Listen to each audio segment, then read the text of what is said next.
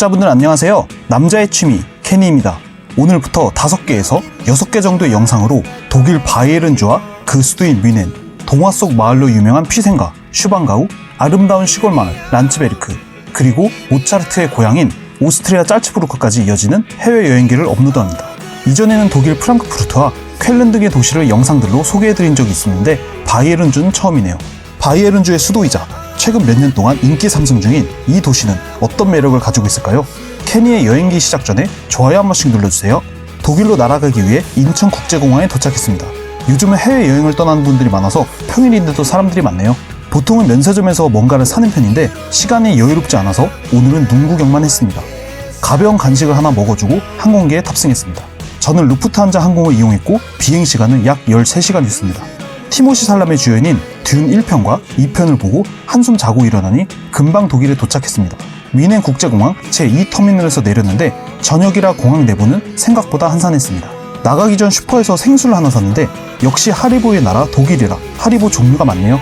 뮌헨 중앙역으로 떠나는 공항버스를 타고 1시간 정도 가시면 도착하게 됩니다. 만약 가족 단위로 오신다면 콜뱅 같은 거를 부르셔도 돼요. 지금 현지 시각은 저녁 8시 반인데 독일도 위도가 높고 여름엔 백야 현상이 있어서 아직 밝습니다. 버스는 중앙역에서 조금 떨어진 곳에 내려주기 때문에 조금 더 걸어가셔야 합니다. 하지만 그리 멀지는 않아요. 우선 숙소에 가서 짐을 풀었습니다. 피곤하긴 하지만 밤에 아무것도 하지 않고 바로 자긴 아쉬우니 돌아다니면서 야경을 좀 보려고 합니다. 지금 보시는 것은 칼즈플라즈라는 광장입니다. 시원한 분수가 있어서 잠시 쉬어가기에도 좋고 또 주변에는 많은 상점들과 쇼핑거리, 먹거리 등이 밀집해 있어서 기념품을 사기에도 좋습니다. 분수를 지나면 바로 옆에 관광지의 시작이라도 알리는 듯한 큰 성문이 나타납니다. 바로 칼스토르라는 성문인데 네오고딕 양식의 이 문을 시작으로 뮌헨의 구시가지로 들어간다고 보시면 됩니다. 현재 이 밤 10시에 가까운 시각이긴 하지만 맥주를 즐기는 현지분들과 야경을 보러 나온 관광객들, 산책 나온 동네 사람들까지 생각보다 많은 인파가 있었습니다. 늦은 시간까지 길거리 공연을 하시는 분들도 있네요. 역시 음악의 나라 독일답습니다. 길목의 옆을 보니 랜드마크 중 하나인 프라우엔 키르에가 보이지만 오늘은 늦어서 못 들어가니 다음에 가보도록 하겠습니다. 네, 안쪽 중심까지 마리엔 광장에 들어가서 드디어 뮌헨에서 가장 유명한 건축물인 시청사를 보게 되었습니다. 밤이지만 이 주변은 항상 밝고 인파가 바글바글합니다. 이 시청사 건물은 마리엔 광장 중심에 위치하고 있습니다. 웅장하고 화려하고 세세한 디테일도 가득한 뮌헨 넘버원 관광 스팟이라고 볼 수 있겠습니다. 이곳은 숙소 바로 근처이기 때문에 언제나 다시 올 수 있어서 날이 밝아지면 건물과 조각상 등을 하나하나 살펴보겠습니다. 네, 밤에 푹 자고 아침이었습니다. 둘째 날의 오늘부터 본격적인 여행이 시작되겠습니다. 트램을 타기 위해 저는 정류장으로 건너갔네요. 티켓을 뽑는 기계는 이렇게 생겼습니다. 독일 뮌헨에서는 정기권이나 바이에른 패스 티켓이 필수입니다. 참고로 오늘 하루의 여행 테마는 바로 박물관과 함께하는 역사입니다. 그래서 오늘은 박물관들이 밀집되어 있는 알테 피나코테그 근처로 왔습니다. 이곳은 제가 너무 빨리 와서 오픈 시간이 아직 안 됐네요. 그래서 근처 공원을 산책하며 평화로운 독일의 아침을 즐겼습니다. 독일을 걸어다니다 보면 길거리들이 상당히 깨끗하고 또 정돈이 되어 있는 걸 느끼실 수 있습니다. 괜히 선진국이 아닌 것 같아요. 제가 이른 시간에 나오기도 했고 박물관들이 10시에 문을 열기에는 아직 시간이 좀 남아서 근처 카페에 들어갔습니다. 아침으로 초콜릿 크루아상과 아이스 라떼를 마셨고요. 아침에 출근하는 현지인분들도 커피를 테이크아웃을 많이 드시더라고요. 역시 커피는 만국 공통의 기호식품인가 봅니다. 커피로 카페인을 충전하고 본격적으로 박물관 투어를 시작했습니다. 가장 먼저 방문한 곳은 고생물학 박물관입니다. 카페에서 가장 가깝기도 했고 오픈 시간이 빨랐기 때문에 한번 와봤는데 여러 공룡들의 뼈조각이나 화석들, 암석 등이 전시되어 있었습니다. 규모가 큰 곳은 아니었지만 공룡을 좋아한다면 아이들과 방문해도 좋을 것 같네요. 단독 박물관 건물이 아닌 공룡 화석을 연구하는 연구소 건물 내 위치한 것 같아서 연구진들이나 교수로 추정되는 분들이 지나다니기도 했습니다. 30분에서 1시간이면 다 둘러볼 정도로 아기자기합니다. 이제 본격적으로 여러 박물관들이 있는 박물관 광장으로 향했습니다. 그곳으로 향하는 입구에는 이렇게 거대한 관문 하나가 자리 잡고 있는데요. 고대 로마, 그리스의 건축물로 보는 듯한 이 건물은 1862년 바이에른의 루트비 1세의 아들인 그리스의 오토가 왕위에 오르는 것을 기념하기 위해 만들어졌다고 합니다. 생각보다 높이도 꽤 높습니다. 이 문을 지나서 안쪽에 들어서면 역시나 비슷한 고대 그리스풍의 박물관 건물들이 양쪽에 자리 잡고 있습니다. 광장이 꽤 넓기도 하고 고풍스러운 타입의 건축물들이 있어서 클래식하면서도 뭔가 위험 있어 보입니다. 가장 먼저 고미술품 전시관에 들어가 봤습니다. 이곳은 여러 고전 조각상들이나 토기들, 황금 공예품들 등이 전시되어 있었습니다. 각 구역별로 테마도 지정되어 있고 깔끔하고 또 내부는 시원하기도 해서 관람하기도 쾌적했습니다. 보통은 통합형 티켓을 구매하셔서 길 바로 건너편에 있는 조각상 박물관이랑 같이 세트로 저렴하게 보시는 걸 추천드립니다. 이어서 말씀드린 길 건너의 조각상 박물관에도 왔는데요. 입구부터 예사롭지 않습니다. 이곳은 고대 그리스, 로마, 이탈리아 등의 각종 테마로 이루어진 조각품들 등의 전시장으로 엄청나게 많은 작품들을 전시해둬서 좋았습니다. 역사의 사건을 다룬 듯한 테마도 있었고 역동적인 조각들도 있어서 흥미롭게 관찰했습니다. 그 다음으로는 렘바우하우스 시립미술관입니다. 이곳은 근대 작품부터 현대 미술품까지 여러 독일의 예술가들의 작품이 있는데 사실 이곳은 다른 것보다 아름다운 정원으로 유명합니다. 크기는 작지만 예쁜 분수와 조각상, 꽃들, 그리고 각종 조경과 장식들이 어우러져 도심 속에 작은 휴식을 선사합니다. 저 케니도 미술 작품보다는 이 정원이 기억에 남았던 것 같습니다. 정원이 정말 아름답지 않나요?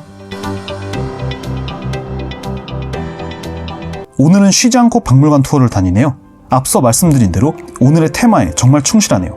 어느덧 메인 하이라이트인 알테 피나코테그까지 오게 됐습니다. 알테 피나코테그는 뮌헨에서 가장 규모가 크고 미술 작품들이 많은 곳으로서 모네, 클림트 등의 세계적인 거장들의 작품들이 전시되어 있습니다. 각 층별로, 방별로 테마도 구분되어 있었고 독일뿐만이 아닌 스페인, 프랑스, 이탈리아 등의 타 유럽 출신 미술가들의 작품들도 많습니다. 워낙 넓어서 전부 관람하시려면 시간이 꽤나 걸리실 거예요. 제가 좋아하는 거장들의 작품이 많아서 대만족이었습니다. 근처에는 작게 광물 박물관도 있었습니다. 이 박물관은 특이하게도 뮌헨 대학교 안에 위치하고 있어서 처음에 길을 찾는데 좀 애먹었습니다. 강의실도 바로 옆에 있고 대학생들이 과제를 하고 있더라고요. 제목 그대로 각종 광물, 보석 등이 전시된 곳이고 규모는 작았지만 생각보다 전시된 물품도 많았습니다. 필수 방문까지는 아니고 시간이 남으신다면 들르면 되겠습니다. 박물관 릴레이를 마치고 밖으로 나왔습니다. 걸어서 비텔스바 광장 쪽으로 동쪽으로 이동했는데 광장 주변에서 공사가 진행 중이더라고요. 그래서 하는 수 없이 안으로 들어가진 못하고 막시밀리안 1세 동상만 이렇게 찍어봤습니다. 참고로 겨울에는 이곳에서 나름 큰 규모의 크리스마스 마켓이 열린다고 하네요. 겨울에 오면 분위기 괜찮다는 경험담들이 많습니다. 계속 걷다 보니 오데온 광장까지 오게 됐습니다. 오데온 광장은 주변에 볼거리가 많은 번화가라 뮌헨 관광의 핵심 구역 중 하나입니다. 제가 방문한 날에는 광장에서 한창 콘서트 준비를 하고 있었는데요. 나중에 영상으로 올리고 싶기는 한데 콘서트 장면도 저작권 문제 때문에 가능할지는 잘 모르겠네요. 오데온 광장 주변에는 테아티너 교회, 펠트헤른 할레, 뮌헨 레지덴츠, 명품 상점들 등이 위치하기 때문에 오랜 시간 머물면서 관광하시기에 적합한 위치입니다. 열심히 돌아다녀서 그런지 배가 고파졌네요. 식사를 하려고 한 유명한 레스토랑에 왔습니다. 사람도 굉장히 많았고 구글 평점과 리뷰도 좋은 편이었으며 또 번화가에 위치하고 있어서 찾기도 편했습니다. 저는 럼프 스테이크를 주문했습니다. 원래 독일하면 학생은 물론 소세지, 스테이크 등의 고기류가 생각보다 맛있다는 평이 많죠. 그리고 사이드로 감자튀김도 함께 나왔네요. 굽기는 미디엄 웰던이어서 적당히 씹는 맛도 있으면서 육즙도 풍부해서 좋았습니다. 위에 특유의 허브워터 소스가 녹아져 있었는데 이게 감칠맛과 부드러움의 비결 같습니다. 허브가 냄새로 확실하게 잡아줍니다. 감자튀김도 제가 좋아하는 통감자를 그대로 굵게 썬 스타일이라 취향 저격이었습니다. 식사를 마치고 힘을 내서 더 돌아다녀 보겠습니다.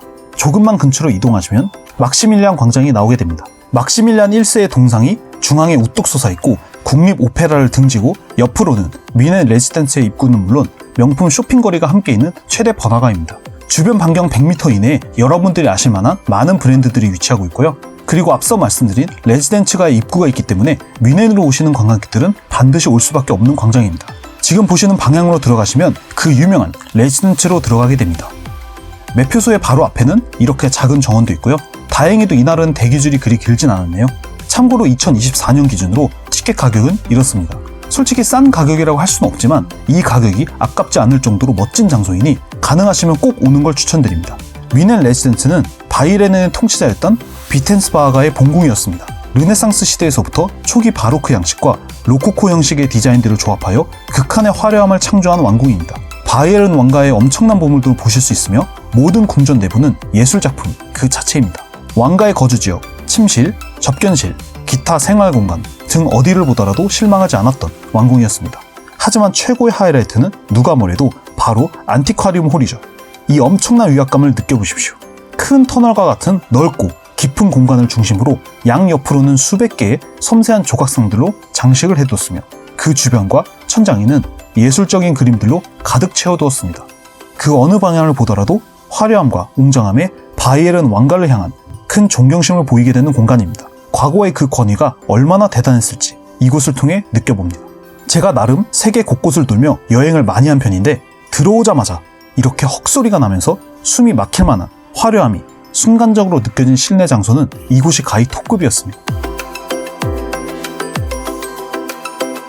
다음 행선지는 마리엔 광장에서 멀지 않은 곳에 있는 프라우엔 키르에 쪽입니다. 주변에는 작은 광장을 중심으로 펍과 레스토랑이 있었고 이렇게 시원한 분수도 있었습니다.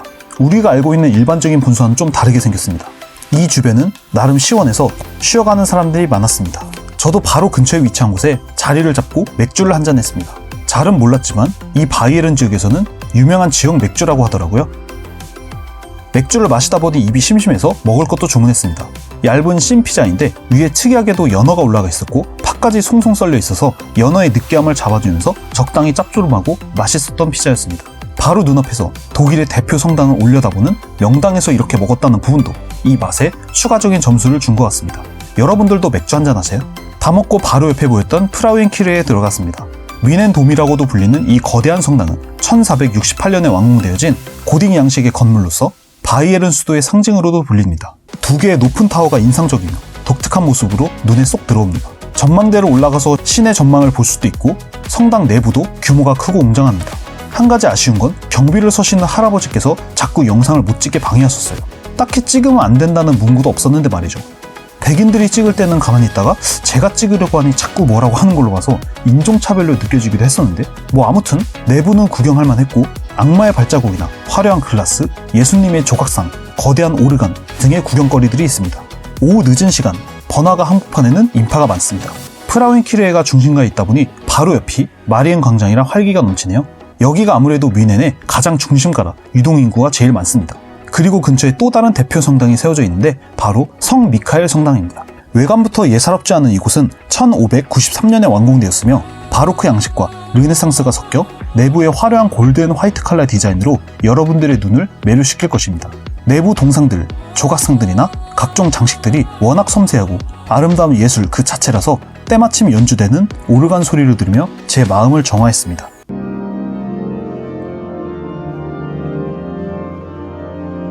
마리엔 광장에 오는 따스했습니다. 뮌헨이 참 좋은 게 바쁘신 분들은 2박 정도만 하셔도 주변에 볼거리들이 몰려있어서 일정을 짜기 편하다는 겁니다.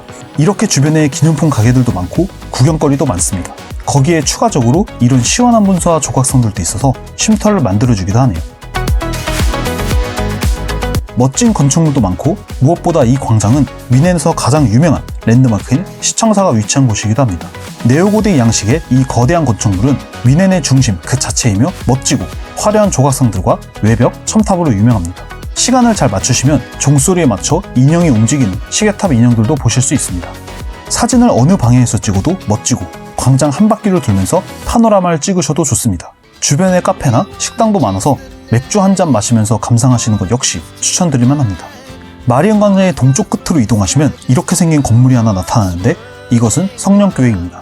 뮌헨 시가지에 성당과 교회가 워낙에 많기 때문에 또 성당이야? 하면서 이 영상을 보시는 시청자분들이 혹시나 지루하다고 생각할 수도 있겠지만 유럽은 각 도시마다 성당이 특색이 있고 디테일들이 다르기에 각각의 개성을 직접 눈으로 느껴보는 것이 여행에 있어서 중요한 요소라고 저 케니는 생각합니다.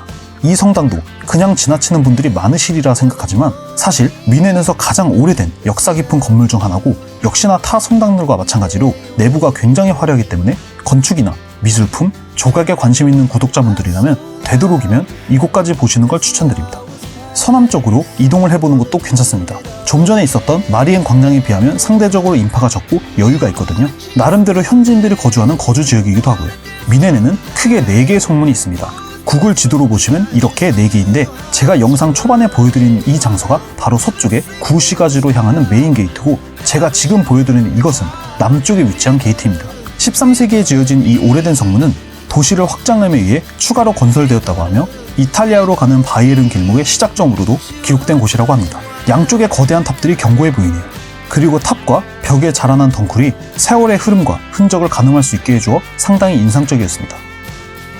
가는 길과 성문 안쪽 양 옆으로는 여러 상점들과 명품관들이 줄지어 있어서 뮌헨도 생각보다 쇼핑할 수 있는 곳들이 많아서 좋았던 것 같습니다. 첫 번째 영상이지만 정말 많은 곳들을 보여드렸죠? 앞으로 최소 4개에서 5개의 영상들로 독일 남부 여러 곳들을 소개해드리겠습니다. 독일 여행을 생각 중인 분들에게 도움이 되셨다면 좋겠네요. 영상이 생각보다 길었지만 끝까지 봐주셔서 감사드리고요. 저는 다음에 더 좋은 영상으로 인사드리겠습니다. 켄이었습니다. 감사합니다.